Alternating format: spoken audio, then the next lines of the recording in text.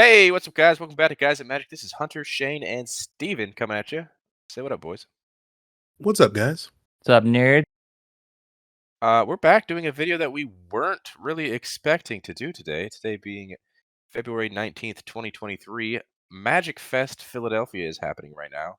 So I guess we could have expected something if we really paid attention. But they dropped a giant presentation of the next set we just got done with Phyrexia All Will Be One. But the next set, March of the Machines, is coming out in a couple months. So why not give us spoilers? So here is a spoiler video about all of the stuff they showed today. Let's go ahead and start straight off with the very first Praetor, Jin-Gitaxias. Straight up, no other name. Just Jin-Gitaxias. It is 3 and 2 blue for a 5/5 legendary creature, Phyrexian Praetor. It has Ward 2. It says whenever you cast a non-creature spell with mana value 3 or greater, draw a card.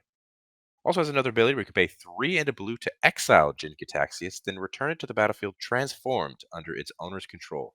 Activate only as a sorcery and only if you have 7 or more cards in hand. It transforms into the Great Synthesis, which is a saga. Chapter 1 of the saga says draw cards equal to the number of cards in your hand. You have no maximum hand size for as long as you control the Great Synthesis. Chapter 2 says return all non-Phyrexian creatures to their owner's hands. And Chapter 3 says you may cast any number of spells from your hand without paying their mana costs. Exile the Great Synthesis, then return it to the battlefield. So yeah, that's a card. It's a it's a great card. It is pretty crazy, right? I mean, coming out of a set where we just got a bunch of proliferate counters, yeah, it's pretty good. Having to do this only as a sorcery and only when you have 7 cards in hand might be a little challenging. I mean, I don't think so in blue. I think it'd be fine. You know, it's blue. It just means you're not playing stuff. Or you're drawing stuff. I don't know. What do you think, Shane? Card looks dope, dude. I'm gonna play it in standard for sure. Yeah, it seems 5 mana for 5/5 with Ward 2. And whenever you cast something, you can draw a card. It's not bad just as a creature. Yeah. Getting that backside is crazy. And then it returns front face up. So returns as You guys think Jin-Gitaxias. this will see a lot of standard? 100%. Yeah, I think so. This is a big top end for a blue deck for sure. Yeah, there's blue-white control. This is just another one of those pieces that's just seems pretty good in it. I mean, okay, so here's my thing. Like, I feel like we just didn't behold the multiverse. Wasn't that one of the cards that just got released last couple sets? Yes. Like, what? Just maybe run that instead? I don't know. Maybe. I mean, granted, this is a creature, but I feel like with Behold the Multiverse, it's a lot harder to remove because it's an enchantment instead. Yeah, I understand that, but it does have the ward on this, so it's a little harder to get rid of. Yeah, I mean, the upside for this, to be honest with you, it's basically like a pseudo like Cyclonic Rift almost. You know what I mean? Yeah, bouncing all non-Phyrexians. It's I a think it's dope Praetor, dude. Moving on to the Planeswalker they showed off. This is a new Chandra. This is Chandra Hope's Beacon. Chandra Hope's Beacon is 4 and 2 red for a starting loyalty of 5. It has a static ability that says whenever you cast an instant or sorcery spell, copy it. You may choose new targets for the copy. This ability triggers only once each turn. Has a +2 ability that says add 2 mana in any combination of colors. It has a +1 ability that says exile the top 5 cards of your library. Until the end of your next turn, you may cast an instant or sorcery spell from among those exiled cards. And a -X ability that says Chandra Hope's Beacon deals X damage to each of up to 2 targets. That static ability is pretty good. That is pretty good. Yeah. You put this down, Free you get spell, 2 dude. mana of any color, and then just copy whatever spell you cast from those. Seems good. Yeah, I mean, essentially, this is like 4 mana when you think about it like that, you know? Yeah. However, because it isn't 4 mana. It's still 6 mana, so it is the higher end. Is it playable? Yes. Dude, this will be so sick in Faldorn. Baldorn. Faldorn. I mean, this would be even sick and fucking Prosper. It's true. Or, Steven, how about Maestros? What's his name? Yeah, man, on Hollow. Maestro's Massacre. I mean, this would definitely be good in that too. I mean, anytime you're copying stuff, it's gonna be a good time. I don't think anybody looked at the -X for this card whatsoever. No, it doesn't really, like, unless you plus at 1, you have 7, so you're doing 7 damage to each of up to 2 targets. I mean, that's cool. I guess you're, like, damaging a creature and maybe face. But, I don't know. You can minus it immediately, hit 5 in the face. Eh. Moving on to a new sorcery. This is Breach the Multiverse. Breach the Multiverse is 5 and 2 black for a sorcery that says each player mills 10 cards. For each player, choose a creature or planeswalker card in that player's graveyard. Put those cards onto the battlefield under your control. Then each creature you control becomes a Phyrexian in addition to its other types. Pretty cool card. Especially in EDH. Yeah, that's a big one, man. Amazing. It is 7 mana, though. And It is 7 mana. I mean, it'll hurt if it gets countered, but it's really good. Yeah, I mean, getting stuff for free is, I mean, not free, it's 7 mana, but you know what I mean. And it doesn't say that you have to pick one of the 10 that were milled. You're just picking stuff out of the graveyard. Pretty good recursion, if you ask me. Yeah. Steal your opponent's best things that died. I kind of wish it was like like literally the card we just spoke about, the Behold the Multiverse, where like this is an enchantment and maybe you could get like some recursion every turn, but I don't know. That seems too strong. I mean, it's like Portal to Phyrexia almost, but I don't know. Portal Phyrexia is way better. Yeah, could you imagine if every turn each player had to mill 10 cards? That'd be stupid. That would be broken. Yeah, it'd be my favorite card in EDH. Moving on to a brand new Omnath. Omnath, Locus of All. Omnath, Locus of All costs a white, a blue, a black Phyrexian, a red, and a green. For a 4/4 legendary creature, Phyrexian Elemental. It says if you would lose unspent mana, that mana becomes black instead. And at the beginning of your pre-combat main phase, look at the top card of your library. You may reveal that card if it has 3 or more colored mana symbols in its mana cost. If you do, add 3 mana in any combination of its colors and put it into your hand. If you don't reveal it, put it in your hand. So regardless, you're putting something in your hand. Does the black Phyrexian mean that this is a 5-color commander? It does. Interesting. Yeah, this is a 5-color, which is pretty cool that if you would lose unspent mana, it just becomes black and you never lose it. Continue to get black mana. How does that work? That's weird. Just add it to your mana pool. It never goes away. Yeah, it's Oh my like God. the Locus of Mana. The Locust of Mana. I think this is dope. Sad to see Omnath turn Phyrexian, however. Bummer. It means Dominaria is under attack. I love it, dude. This is some gorgeous art. Yeah, it's really cool. They're also doing team-ups. Kind of comic book style kind of thing, where we're taking a bunch of legendary creatures and we're teaming them up on one card. So this first one is Thalia and the Gitrog monster. Thalia and the Gitrog monster is 1, a white, a black, and a green for a 4/4 legendary creature, human frog horror. It's got first strike and death touch. It also says you may play an additional land on each of your turns. It also says creatures and non-basic lands your opponents control enter the battlefield tapped. And whenever Thalia and the Gitrog monster attacks, sacrifice a creature or land, then draw a card. I mean, this is amazing. Hey, did you like the Gitrog monster? Cool. Add white mana. Make it better. Is it better, though? 1,000%. Why? First of all, first strike death touch. Amazing. Okay. Then you can play an additional land on your turn.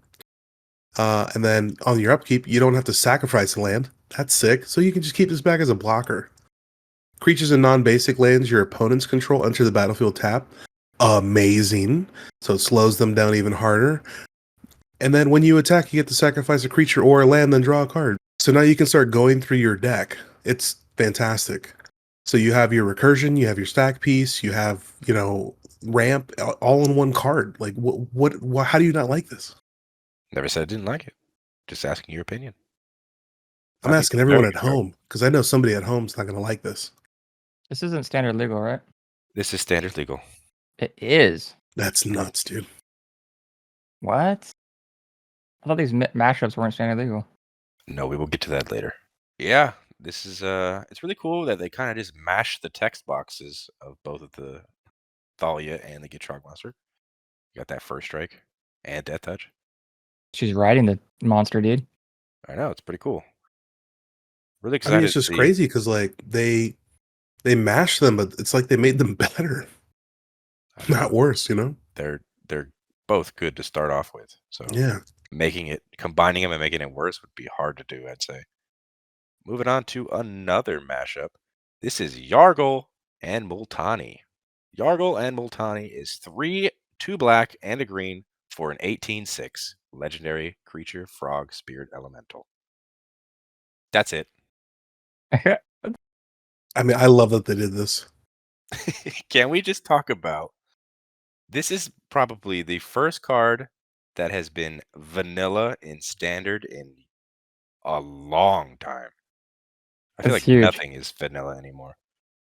6 mana for an 18/6 though is pretty funny. Pretty big recursion right there, piece, dude. Yeah. An 18/6. You think this sees play? 1,000%. I mean, a 1/1 blocks it, which is kind of annoying. Still hard to deal with though. Yeah. You just have to find a piece of removal. It's gonna be fun Yeah. and limited. Oh yeah. It's what you call a bomb. It is vanilla, but it does have flavor text. It says, "I've heard much about you from my daughter," Multani rumbled. "There was a time when I'd balk at your aid, Phantom, but she has shown me the merit in Urborg's strange ways." Ribbit, replied Yargle. Oh, That's definitely fantastic. not what that says. That was fantastic. You're welcome. Yeah, cool team up. Speaking of another team up, we have Drana and Linvala. Drana and Linvala is 1, 2 white, and a black for a 3/4 legendary creature vampire angel. It's got flying and vigilance. It says activated abilities of creatures your opponents control can't be activated. And Drana and Linvala have all activated abilities of all creatures your opponents control. You may spend mana as though it were any mana of any color to activate those abilities. That is a cool card. Why are they breaking all these cards, dude? You can't activate your abilities, and I'll take all of your activations. What do you think, Shane, as a Stacks player? Does it go in a deck? This would go in my Kalia deck, shit, dude. It's an angel. I think that's my favorite part about all these team up cards is that like it is making a combination for a creature that I've never seen before. Yeah, I've seen people say throw this in Markov. Why not? I mean, sure, man. I mean, you still get the 1/1 off of it. It's a 3/4 flyer with vigilance, and really can't go wrong there. It's just the ability of just taking all of your opponent's stuff and shutting them off is pretty good. Mm-hmm. Moving on to Ghalta and Mavren. Ghalta and Mavren is 3, 2 green, and 2 white for a 12/12 legendary creature dinosaur vampire. It has trample, and it says whenever you attack, choose 1. Create a tapped and attacking XX green dinosaur creature token with trample, where X is the greatest power among other creatures. Or create X 1/1 white vampire creature tokens with lifelink, where X is the number of other attacking creatures. Dinosaurs, Stupid dinosaurs, baby. dude. Let's go. I'm in. Count Trade me into in. Gishath. Yeah, it's going straight into Gishath for sure. I mean, shit, dude. I wish Edgar Markov had some green in him. I'd throw this shit in there. Dinosaur vampire. Who would have thought these two team up, huh? Quite the Not combo. me. Quite the combo indeed. Ghalta looking a little different too. No, he's a Red- dinosaur He's looking like vampire, the- dude. I mean, come on, man. From that secret lair. Got a bit of red in him. I think it's a very cool card. Definitely going to see play, and I'm excited to throw it into Gishath. Moving on to Faerie Mastermind. Faerie Mastermind is 1 and a blue for a 2/1 creature fairy rogue. It's got flash and flying. It says whenever an opponent draws their second card each turn, you draw a card. You can also pay 3 and a blue to have each player draw a card. And this is Yuta Takahashi, the world champion from last year of the Magic tournament. I say it looked very familiar. He's got his own card. Congratulations. It's like too realistic. I mean, they've done it before. They always do this. They make a card based on the winner. I don't know. It's scaring me. This is a very cool card, though. It's definitely going to see play in Standard. It's going to be wild. I feel like every time they make a card based on someone that won Magic, it's always a staple in Standard. I mean, it's really good, man. It's a 2-mana 2/1 with flying and flash. Somebody's trying to draw that extra card. You're like, yo, Yo. thanks. I want one too. Moving on to the Fall of a God. This is Heliod, the Radiant Dawn. Heliod, the Radiant Dawn is 2 and 2 white for a 4/4 legendary enchantment creature god. It says when Heliod, the Radiant Dawn, enters the battlefield, return target enchantment card that isn't a god from your graveyard to your hand. You can also pay 3 and a blue Phyrexian to transform Heliod, the Radiant Dawn. Activate only as a sorcery. When he's transformed, he turns into Heliod, the Warped Eclipse. It is a 4/6 legendary enchantment creature Phyrexian god that says you may cast spells as though they had flash, and spells you cast cost 1 less to cast for each card your opponents have drawn this turn. So Heliod, a god, has been Phyrexianized. Johnny says, complete the faith, complete the god, complete the god, complete the plane. They are wrecking a lot of planes in March of the Machines. Steven, what do you think of this card? I don't think I like it. Why? I mean, it's just cool. So spend 4 mana for a 4/4, and then when it enters the battlefield, I can return an enchantment card to my hand. Cool. That's pretty good. I know plenty of other cards that you can do this for less. And then I can pay another 4, or I can pay 3 and a 2 life. And then I can flip it. And then it's a 4/6. And then my spells have flash. So now I've paid almost 8 mana to have flash. And then my spells cost 1 less for each card my opponents have drawn. So at best, my spells cost 1 less, unless we got a little group hug going on. I don't know, man. It's cool, but I don't like it. What do you think, Shane? I mean, it's not gonna. It most likely won't affect you on your turn because your opponents won't be casting or drawing cards. But with cast stuff on their turn, so they're gonna be cheaper on their turn. That's cool. I like that a lot.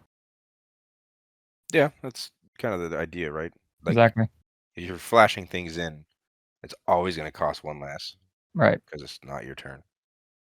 And you got big card to block. Pretty good. Pretty good, 4/6. But it does not have the indestructible clause like all the other gods used to. Obviously, because he was destructible in turn Phyrexian. Like maybe not so much in EDH. I mean, maybe in EDH, but this could be played in Standard too. For sure. These next couple cards are not standard legal and they are not limited legal, except they're giving them out as pre-release promos. I don't understand it. It's kind of interesting. But this first one is Katilda and Lier. Katilda and Lier is a green, a white, and a blue for a 3/3 legendary creature human. Just whenever you cast a human spell, target instant or sorcery card in your graveyard gains flashback till end of turn. The flashback cost is equal to its mana cost. Cool little mixture of these two cards because we all saw Lier is a big flashback card and Katilda cares about humans. So let's combine them. There you go. Yeah, because when I thought about flashback, I was like, you know what goes good with flashback? Humans. Of course, dude. Human flashback. Only thing good about this card is the artwork. The artwork is sick. This is not legal? I didn't even hear you. This is not legal, no. In anything? Not in standard, not in limited. Oh, so EDH though. EDH, yeah. That's cool. Another one is Slimefoot and Squee. Slimefoot and Squee is a black, a red, and a green for a 3/3 legendary creature fungus goblin. It says whenever Slimefoot and Squee enters the battlefield or attacks, create a 1/1 green sapperling creature token. You get as another ability where you can pay 1, a black, a red, and a green, sacrifice a sapperling, return Slimefoot and Squee, and up to 1 other target creature card from your graveyard to the battlefield. Activate only as a sorcery. Sapperling tribal-ish. That's cool. Squee also still hiding in the back of the art. Steven, what do you think of Slimefoot and Squee? It's actually really good. You like it? Yeah, man. I mean, this is Jund. Jund sacrifice. Jund recursion. Jund hurt. Jund hurt. You can literally just pay this cost +1, and you can return Slimefoot and Squee, and then another, like any other target creature card from your graveyard to the battlefield for 4 mana. You get 2 cards. Yeah, it's pretty good. Yeah, I like it. I like these cards so far. And the final one that is a pre-release promo is Goro-Goro and Satoru. Goro-Goro and Satoru is a blue, a black, and a red for a 3/4 legendary creature goblin human. It says whenever 1 or more creatures you control that enter the battlefield this turn deal combat damage to a player, create a 5/5 red dragon spirit creature token with flying. Also has another ability where you can pay 1 and a red. Creatures you control gain haste until end of turn. I love this card, man. Seems good, doesn't it? It seems great. It's a What's your 3 favorite? mana 3/4, so big butt. And you're playing with hasty creatures. Yeah. That's right. You give everything haste, and then you swing in, you use combat damage, you make a 5/5. And even if the creatures you played that turn don't have haste, you can give them haste. Exactly that. Goro-Goro. How cool is the dragon and the lightning of the art, though? This is gonna be an annoying deck to play against. Seems I very know what I might build. Yeah, Goro-Goro and Satoru. Good team up. Moving on to the final card. It is not actually from March of the Machines. It is from the set after. A little 50-card set that they announced. It is only 50 new cards after March of the Machines. It's called March of the Machines: The Aftermath. This is one of the new cards from that set. This is the Kenriths Royal Funeral. 2, a white and a black for a legendary enchantment that says when the Kenriths Royal Funeral enters the battlefield, exile up to 2 target legendary creature cards from your graveyard. You draw X cards and you lose X life, where X is the greatest mana value among cards exiled this way. Also says legendary spells you cast cost 1 less to cast for each card exiled with the Kenriths Royal Funeral. So, spoiler alert, Kenrith is dead. Or Kenrith. Spoiler. Yeah. This is great. It's interesting. I don't know if it's great. What do you mean? Legendary spells cost 1 less to cast for each card exiled. It's only going to ever exile 2, so it's always just going to be 2. The second text, I guess, makes sense in case, because it says exile up to 2. So you can exile 1 if you only had 1. So technically, it could cast 1 less to cast, or cost 1 less to cast. Yeah, I mean, it's just fine. I mean, I wouldn't say it's broken, but It's interesting. What do we think about them showing cards from not even the future set, but the set after? Like why? I'm a little upset because I thought that with all these spoilers, they would at least spoil 1 battle card. Nope. They sure didn't. Just 1. They did, however, I'll throw it up on the screen real quick. They did show off some of the stuff that's going to be in the new Commander precons, and they are bringing back Planechase, which is like a kind of mini game within itself of Magic. Should be interesting. We'll talk more about that when it comes there.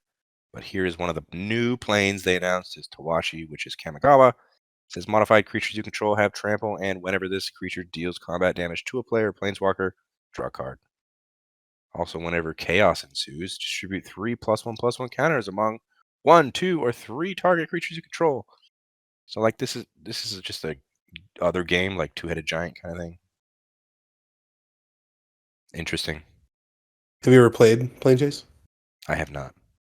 It's really fun. Have you played it, Shane? No. But yeah, they're adding a Planechase card in every single one of the 5 precons. So who knows? Could be cool. Could be fun. We will talk about it when it gets there. That is going to do it for us today. If you guys like this video, hit that like button. Subscribe to the channel if you haven't done so already. Check the description. We're going to find links to our Instagram, our Twitter, and our TikTok. That is at Guys at Magic for every single one. Follow along. Keep up to date with all these brand new news that's always happening. March of the Machines right around the corner. And until the next video, hope you guys have a great rest of your day. Peace.